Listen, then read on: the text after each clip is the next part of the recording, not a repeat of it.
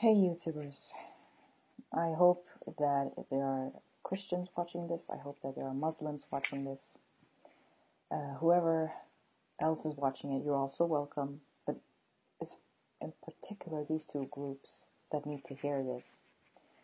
I am Christian. I left Islam not too long ago, and I understand what it takes for a Muslim to leave Islam, and why most of them can't even begin to think about leaving Islam. And I was one of the lucky ones who had a past that was quite difficult in terms of my spiritual well-being, my emotional well-being. I was a child, I was a teen, and an adult that was always in distress spiritually, and I was always looking for answers, and from a young age I journaled. I had a lot of problems as a kid mentally. Although it was nothing serious, I suffered from social anxiety.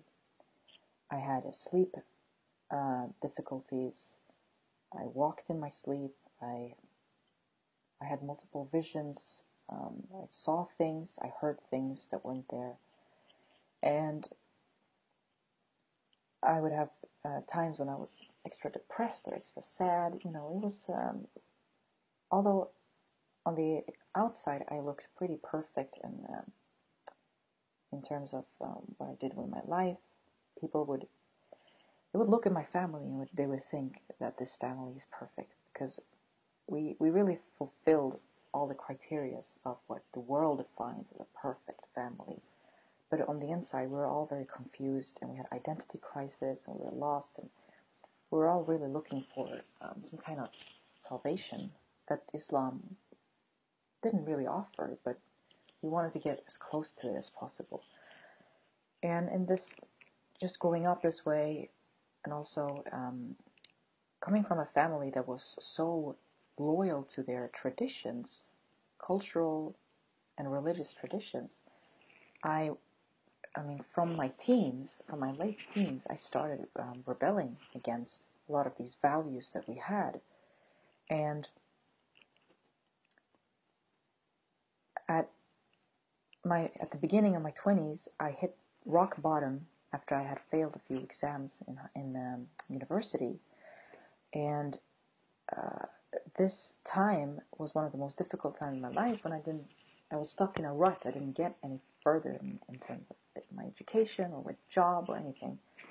And this was a time when I did a lot of soul searching. I spent a lot of time trying to find the answers to my questions. And at some point during this time, I prayed to God for clarity, for truth, that no matter what that meant, I was ready to receive it. And God gave me this person. I met a man at that time who I fell in love with very hard, and we clicked very well. And this guy happened to be very, very good with history, with theology, with politics, with all kinds of things that can explain religion. And so we had a lot of discussions about that, and through him I discovered that Islam is a lie and that Christianity is the truth. Because him and we had a lot of debates, and he would present arguments, and I would try to say counter arguments to why he was wrong and I was right. And we kept, having this dialogue until I realized that after being offended many, many times, that I was wrong about Islam, and that there's something that's fishy. Something fishy is going on here that I need to figure out. And not too long after that, I found that Islam is a lie and that Christianity is the truth. And really, this person that I was seeing, he had been an atheist before, but he had found Christ through someone who had used very similar methods as he was using on me. And if I have understood this correctly, I don't know that detail, but I do know that the only method that really worked, and that I think will work on Muslims to see the truth about Islam, is you have to be tough. You can't be afraid to offend a Muslim. most people who come from the Middle East, they're raised with honor cultures and all these tough values of Islam, that everything they do in life is driven by shame, fear, guilt, and all these negative emotions. You can't use some nice, more politically correct tactic to show them the truth. You have to show them what it is as it is. And the way you do so is you have to agree on that. You're going to have these debates, and it's going to be you're going to show arguments, and it's going to be with an objective point of view. You're going to approach it objectively with a scientific method, and you're going to have no predetermined assumptions about anything, and really look at things as they are, and then see what you think. If you can, defend it or not, you deal with that later. So you have to take these steps, and a lot of people who explain things to Muslims, they don't do it this way. And I think that's one of the reasons why you fail in doing so, in trying to show them the truth and the lies. And to Muslims, you have to not be afraid of questioning the source behind your faith. Is it really valid? Is there really hard evidence that Islam is the word of God? Why are you sure about this? You have to know. You can't base your whole life and live on, relying on something that you don't have sources for. You have to question it. Islam encourages Muslims not to question the source, saying you have to trust. You can't trust things blindly. Because, everything you do, you have to know you're doing it because it's the truth. I mean, that's how you have to approach this. You can't be a person who who believes things blindly, or whatever you call it. You can't do that. So you have to not be afraid of going to hell.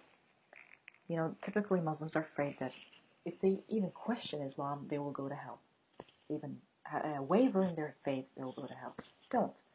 Because if you really are that faithful, and you really are so certain about your faith, you shouldn't be afraid.